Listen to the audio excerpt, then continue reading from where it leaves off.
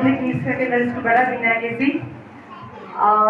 आजको यस प्रोग्राममा यो सिएस प्रोग्राममा हामीलाई चाहिँ स्कुलबाट अर्गनाइजरले हामीलाई हाम्रो स्कुललाई इन्भाइट गर्नुभयो। हाम्रो स्टुडेन्ट्सहरूलाई नयाँ नयाँ एक्सपिरियन्सहरू अब हाम्रो बच्चाहरू कसरी इक्विभ्यालेन्स गर्ने अब विदाउट इक्जाम दिएर भन्ने कुरा हामीले यहाँ आज आएर सिक्न पायौँ।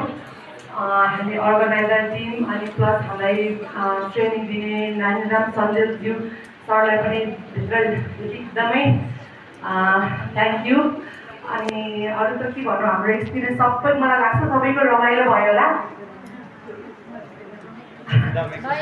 अनि अब रमाइलो पनि भयो, भोक त लागि नै रहेछ, अझै खाना चलाइसक्यो होला।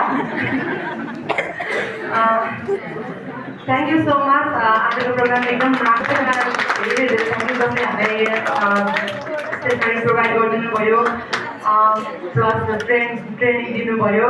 यस्तै अरू प्रोग्राममा पनि हामी इन्भाइट हुन पाऊँ। Thank you so much.